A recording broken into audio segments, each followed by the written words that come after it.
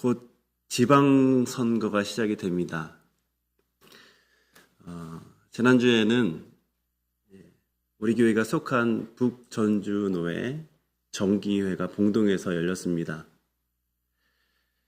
교회 입구에서 완주 군수로 출마하신다는 분이 저에게 명함을 주셨습니다. 저처럼 이미 예비 후보자들의 명함을 받은 분도 계시겠죠?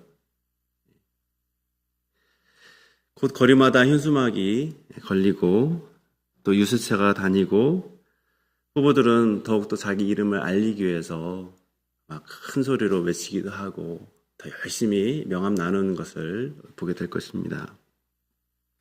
결국 자신의 이름을 알려서 다가올 선거에서 승리하기 위함입니다. 선거 유세 기간 동안에 이 후보자들이 진짜 원하는 것이 무엇일까 생각해 보면 아마도 사람들의 어떤 환호 또는 지지라는 생각이 듭니다. 사람들이 볼 때마다 너무 믿음직합니다. 지지합니다. 이런 얘기를 들으면은 그 선거 유세 기간 동안에 아마 큰 힘을 얻고 또 좋은 선거 결과를 얻을 것이라는 그런 기대감 가운데 열심히 활동할 것입니다. 어떤 자리를 얻고 싶은 분들, 권한을 얻고 싶은 분들, 좀 더 나아가 얘기하면 권력을 얻고 싶은 분들은 항상 사람들의 함성과 지지를 등에 업고 이것을 하기를 원합니다.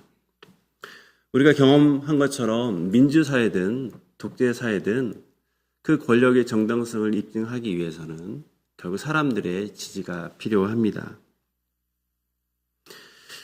유대의 변방지역 갈릴리 지방에서 주로 활동하신 예수님. 그 예수님은 사람들의 함성과 지지를 정말 마음껏 받으신 분이십니다. 예수님은 3년여의 이 공생애 동안 치유의 능력, 기적을 통해서 군중의 환호를 받으시는 분이셨습니다. 하지만 군중의 환호를 한편으로는 철저히 피하신 분이 바로 예수님이십니다. 치유의 기적을 행하신 이후에는 이렇게 말씀하기도 했습니다. 아무에게도 알리지 말라. 군중이 몰려들어 예수님을 왕으로 세우려 할 때는 예수님은 갈릴리 저편으로 가는 배에 타서 군중들의 쫓아옴을 막기도 했습니다. 요한복음 6장에 보면 오병이어의 기적이 있습니다. 이 기적 이후에 열광하며 쫓아오는 이 사람들에게 예수님은 이렇게 말씀하십니다.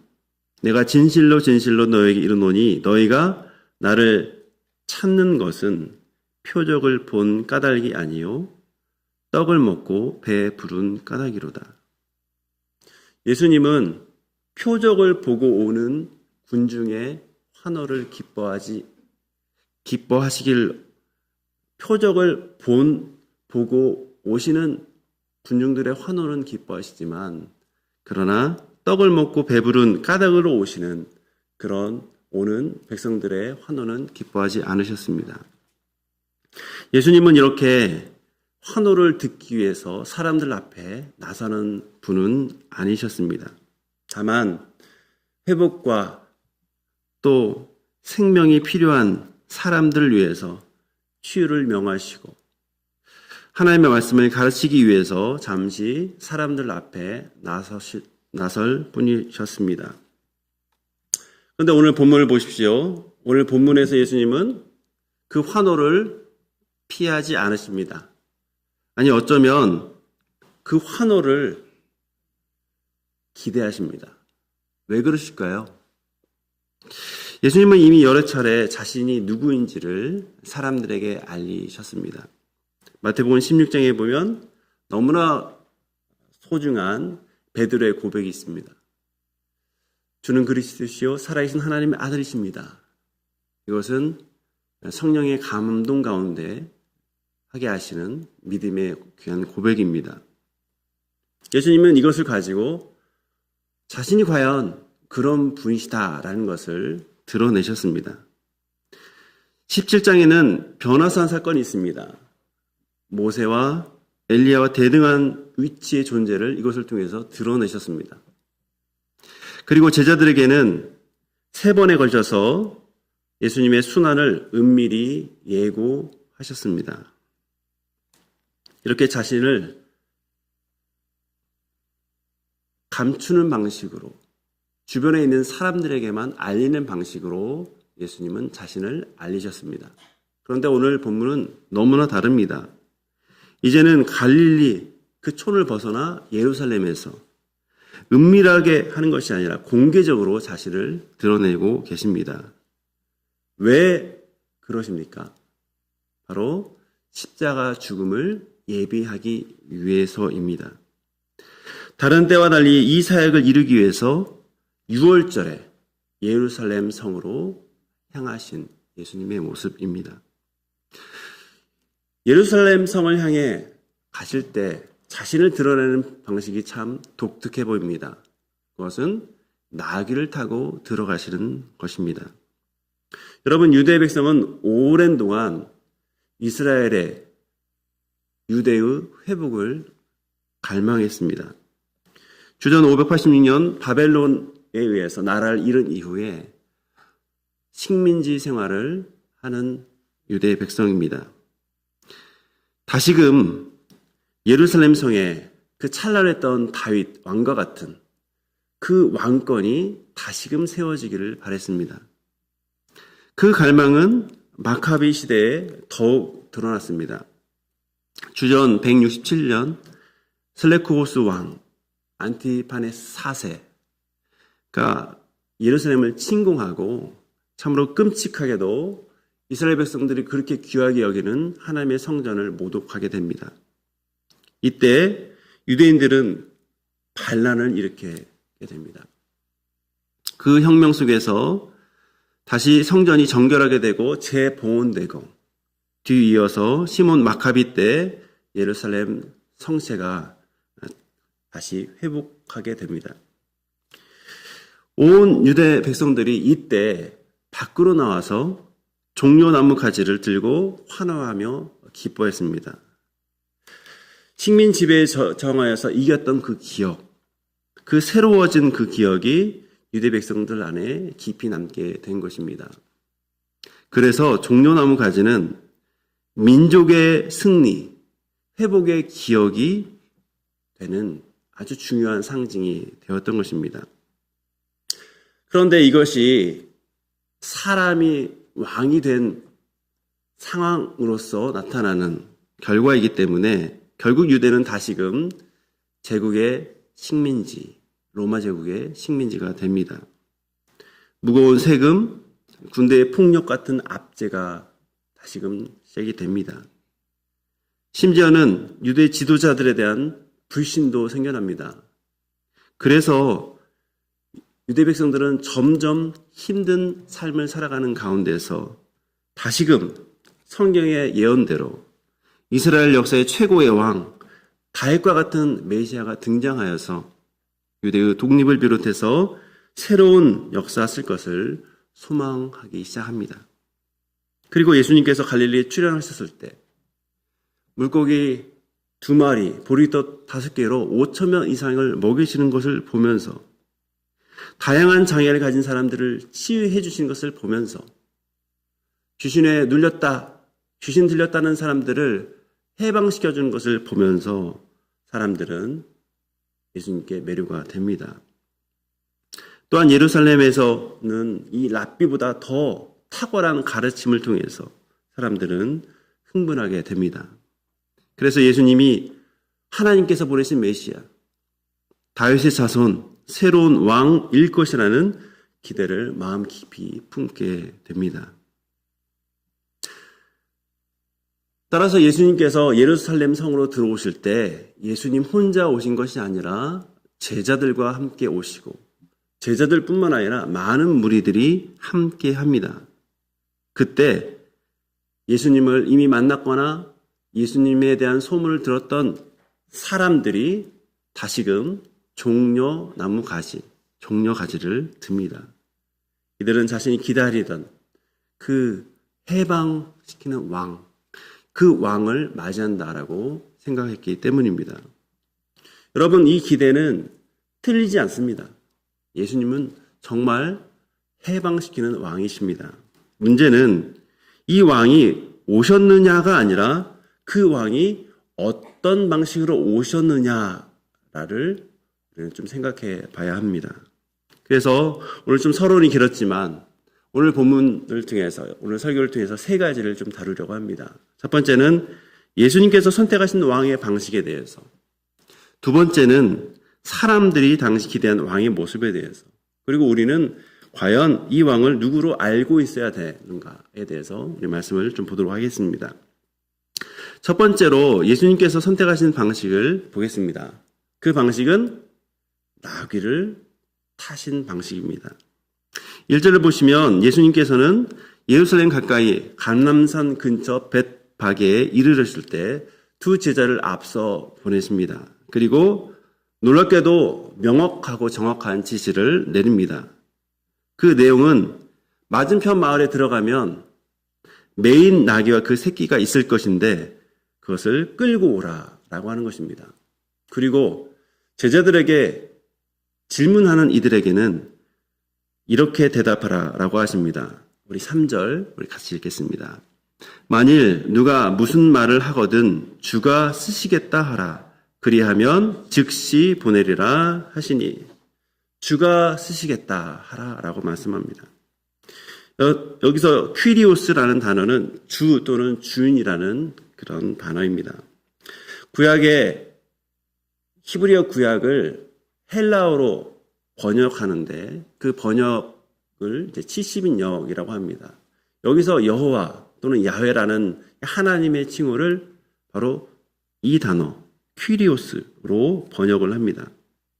그래서 이 당시 유대인들에게 이 단어는 상대방을 높이 여기는 그런 존대하는 호칭으로 쓰이기도 하고, 또 실제적으로 주인을 부르는 말이기도 하고, 좀 더 나아가면 왕이나 조금 더 권세 있는 자들을 부르는 말이기도 하고, 더 나아가서 최고의 권위자, 곧 신적인 권위를 가지신, 그리고 그분의 통치권을 나타내는 그 단어가 바로 이 단어입니다.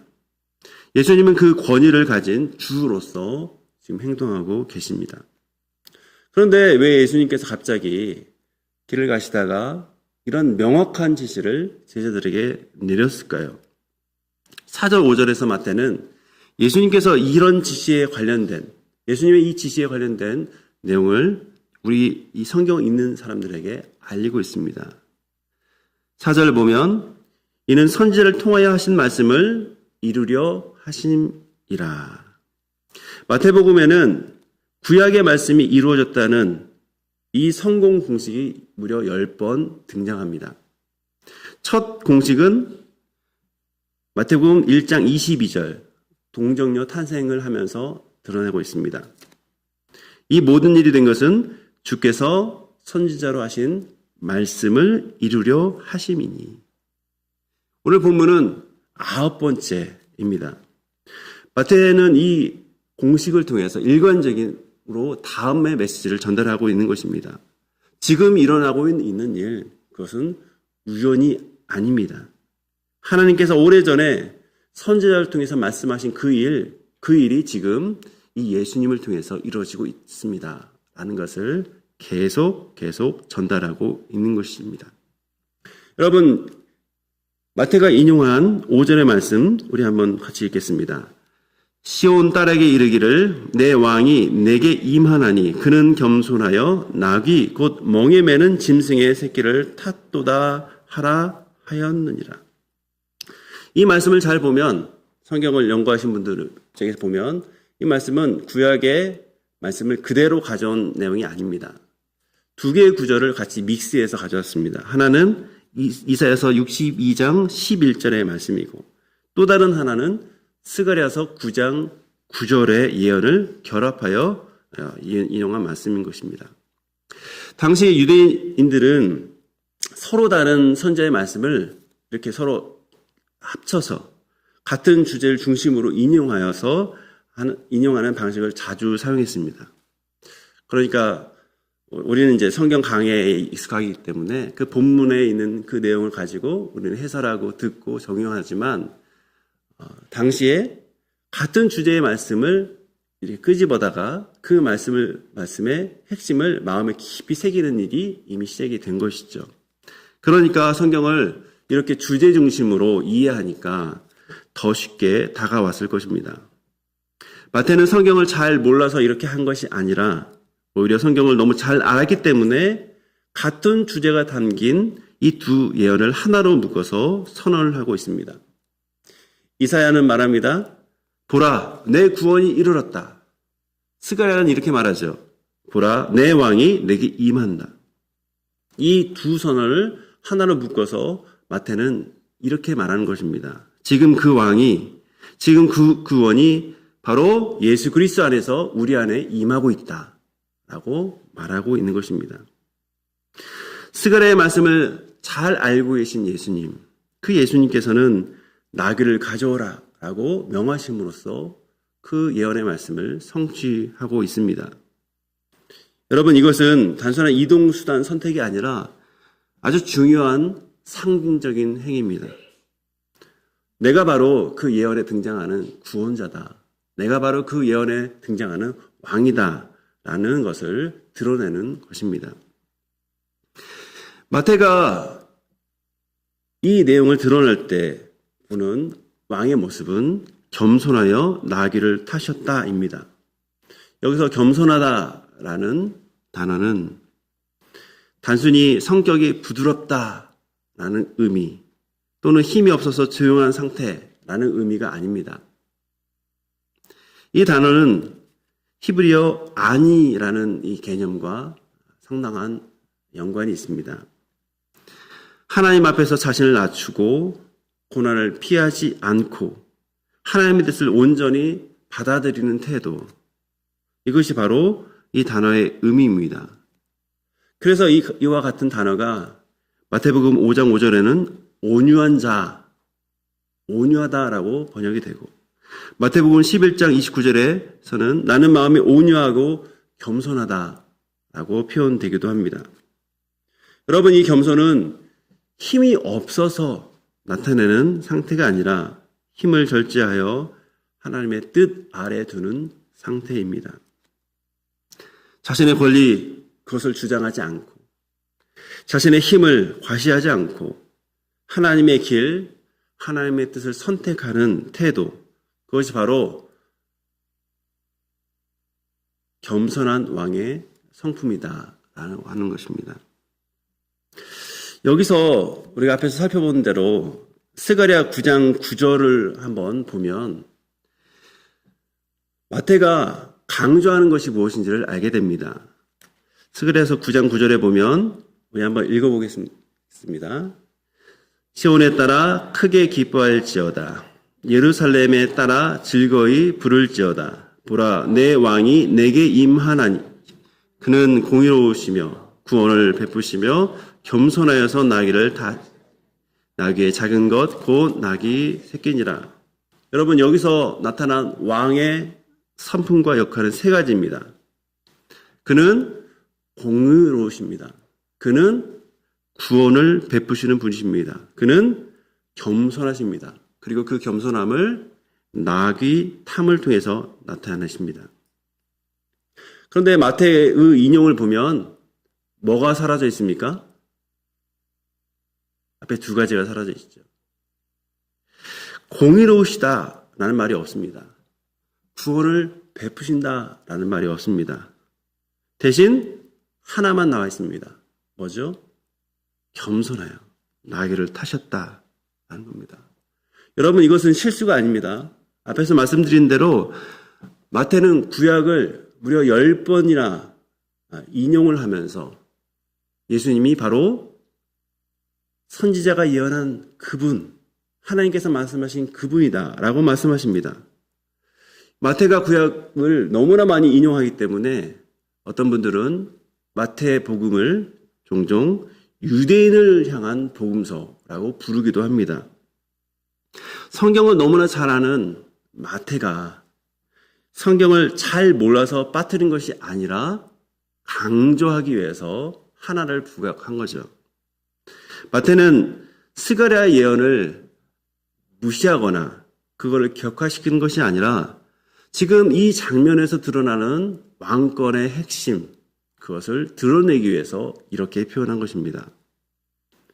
물론 스가랴 선지자가 예언한 것처럼 예수님은 공의로운 왕이십니다.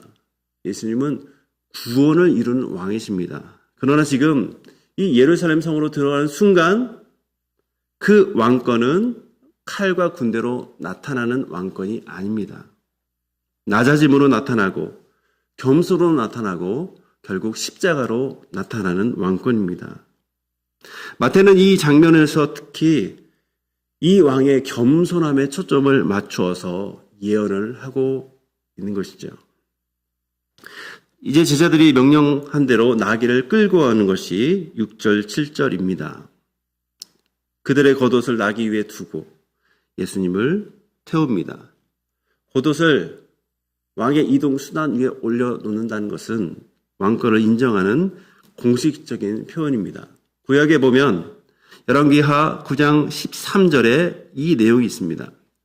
예후가 왕으로 추대될 때 사람들이 각자의 옷을 급히 가져다가 그 밑에 깔고 나팔을 불며 예후는 왕이다 라고 선포를 합니다. 그 장면하고 아주 비슷한 그런 행동을 하고 있습니다. 지금 이 제자들과 유대인들은 예수님을 말로만 왕이라 한 것이 아니라 이런 행동을 통해서 예수님을 진심으로 왕으로 받아들이고 있는 것이죠.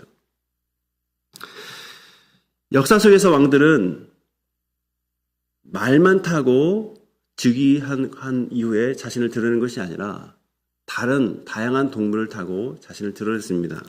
우리가 잘 아는 솔로몬은 노새를 타면서 즉위식을 했습니다. 이 장면의 핵심은 왕이 무엇을 타느냐가 아니라 왕의 통치 방식이 무엇이냐라고 하는 것입니다. 나귀를 탄 왕은 군사력으로 통치하지 않는다. 이 왕은 두려움으로 다스리지 않는다. 이 왕의 통치 방식은 겸손이다. 이 왕은 겸손으로 자신의 백성들을 다스린다라는 것을 알리고 있는 것이죠. 그래서 스가랴서는 이 왕에 대해서 9장 10절에 이렇게 소개합니다. 제가 읽어드리도록 하겠습니다. 내가 에브라임의 병거와 예루살렘의 말을 끊겠고 전쟁한 활로 끊으리니 그가 이방 사람에게 화평을 전할 것이요 그의 통치는 바다에서 바다까지 이르고 유브라데 강에서 땅끝까지 이르리라. 예수님께서 병거를 끊고 말을 끊고 전쟁한 활을 끊는 것은 무력이 아닙니다. 무력으로 인한 통치가 아니라 예수님은 평화를 이룸을 통해서 겸손을 통해서 당신의 통치를 이루시는 거죠.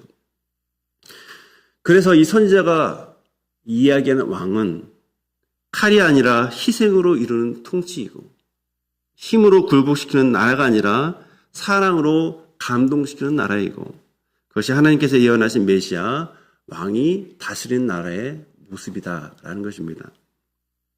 여러분, 예수님은 나귀를 타고 오십니다.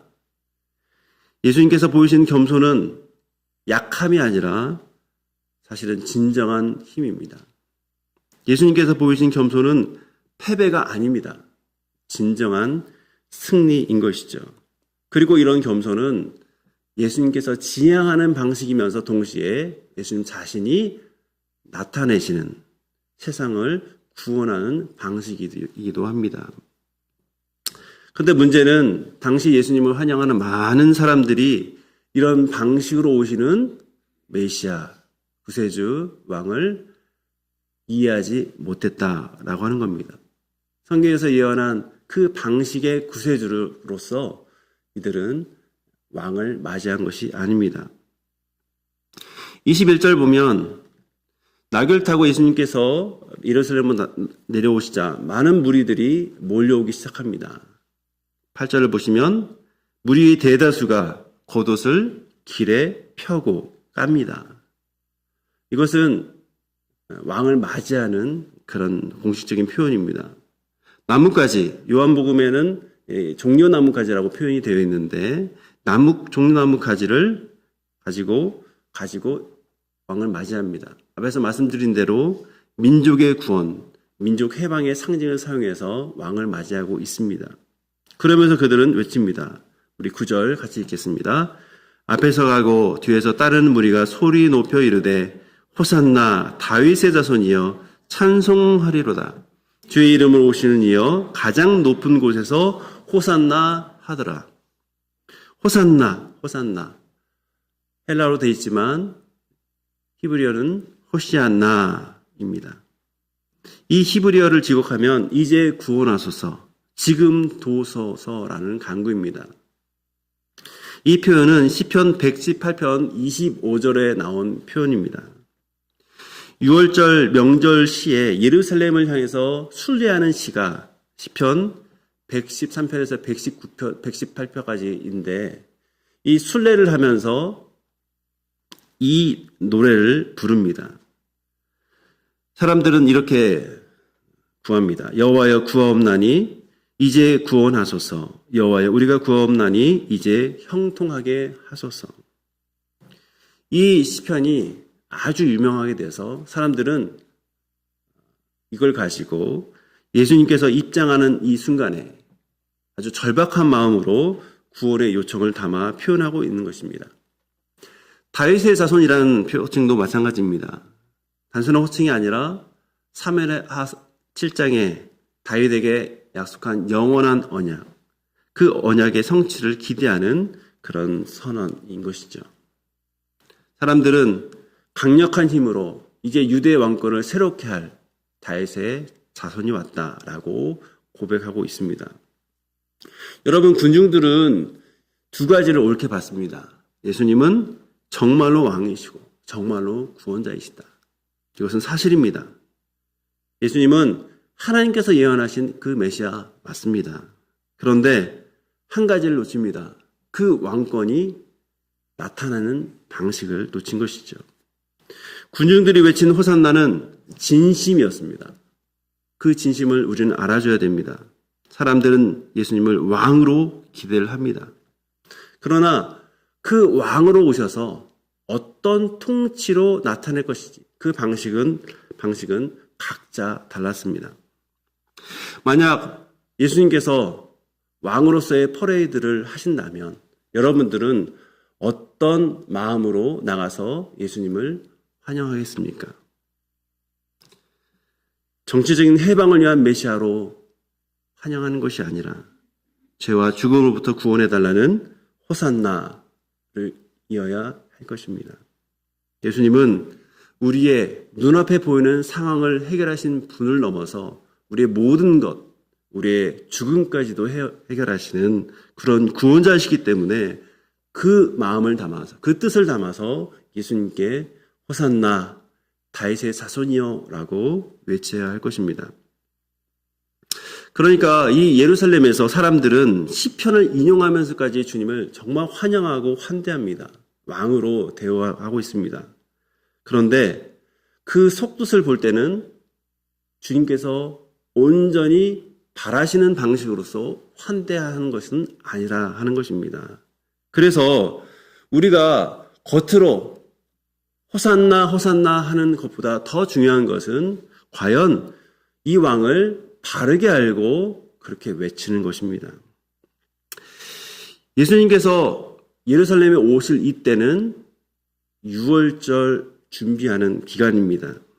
율법에 따르면 6월절 어린 양을 선택하는 날이 바로 이때입니다. 예수님은 그 시기에 예루살렘으로 들어오심으로써 공개적으로 자신을 6월절 어린 양으로 자신을 드러내고 있는 것이죠. 예수님이 예루살렘에 들어가시니까 온 성이 소동합니다. 그것이 10절의 내용입니다.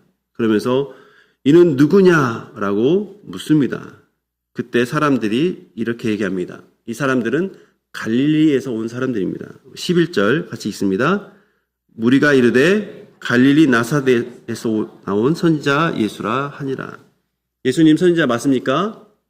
맞습니다. 예수님은 선지자이십니다.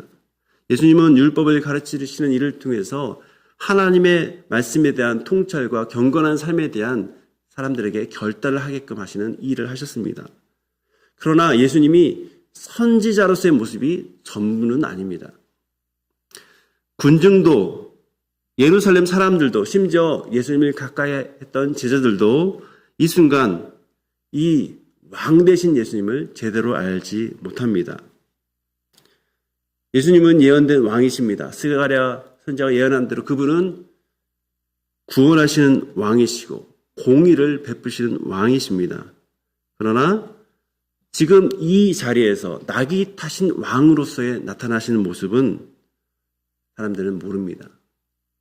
많은 사람들은 예수님께서 먼 갈릴리에서 다시 이제 그 중심인 예루살렘의 성으로 들어가서 자신의 왕됨을 선포할 것으로 생각했을 것입니다.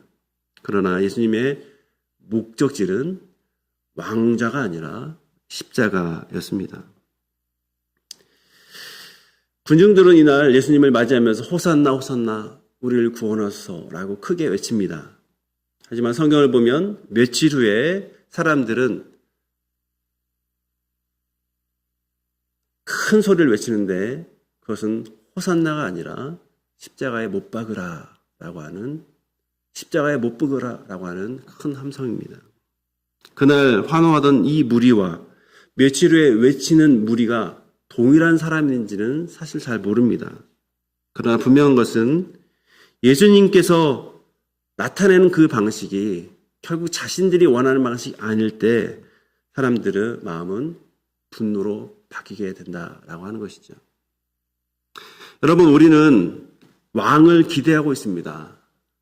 그 왕에 대한 기대감, 그 기대감이 성경에서 가르치는 예수님께서 나타내시는 왕과 다를 때 어떤 사람은 예수님에 대해서 실망하고 예수님을 떠나갈 수 있다라고 하는 겁니다. 군중들은 예수님께서 예루살렘 성으로 들어오실 때 겉옷을 그리고 종려나무를 들면서 또는 그 왕 앞에 깔면서 예수님을 맞이했습니다. 하지만 우리가 이 왕의 발 앞에 내려놓아야 할 것은 겉옷과 종려나무까지가 아닙니다. 우리의 기대, 우리의 방법, 그리고 하나님을 내 방식으로 보려는 우리의 그릇된 시선, 그것을 우리는 내려놓아야 하는 것이죠. 사랑하는 성도 여러분, 예수님은 왕이십니다. 그러나 그 왕권의 방식은 우리가 기대하는 것과는 달리 낮아지심의 방식입니다. 힘이 없어서 낮아진 것이 아닙니다. 모든 힘을 가지신 그분께서 낮아지기를 선택하셨습니다. 권세가 없어서 내려놓은 것이 아닙니다. 모든 권세를 가지고 있음에도 내려놓으셨습니다. 그리고 그 예수님의 낮아지심이 바로 그 십자가, 우리의 구원의 비결이 되는 것이죠. 하나님의 방식은 언제나 우리의 기대를 뒤집습니다. 참으로 역설적이라고 할 수 있습니다. 그러나 그 역설에 참된 구원이 담겨 있습니다. 오늘 우리는 종려주의를 시작으로 고난주간을 시작하게 됩니다. 낙이 타고 가신 그 왕의 그 걸음의 끝이 어딘지 우리는 확실히 압니다. 물론 십자가가 끝이 아닙니다. 이 왕은 무덤에 머물지 않으십니다. 여러분은 어떤 방식으로서 주님을 기대하고 있습니까? 내가 그린 어떤 그림이 하나님의 방식과 다를 때 어떻게 반응하고 있습니까?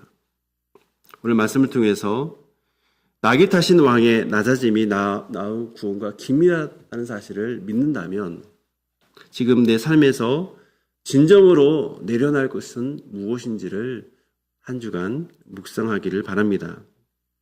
이번 고난주간 날개 타신 왕의 발걸음을 쫓아 같이 걸어가시기를 바랍니다. 그 끝에는 예수님의 부활뿐만 아니라 우리 모두의 부활의 아침도 기다리고 있습니다. 기도하겠습니다. 오늘 말씀을 생각하면서 예수님께서 기대하는 방식으로 예수님을 인정하게 하옵소서. 힘이 아니라 낮아짐으로 일하시는 주님의 방식이 나의 방식이 되게 하여 주옵소서. 내 기대와 내 방법을 내려놓고 오직 십자가를 지신 주님을 따르게 해달라고 우리 한번 말씀을 생각하면서 결단하며 기도하도록 하겠습니다. 하나님 아버지, 감사합니다. 예수님은 공의의 왕이시고 예수님은 우리를 구원하신 참된 왕이십니다. 우리의 모든 것을 해결하시는 참된 왕이십니다.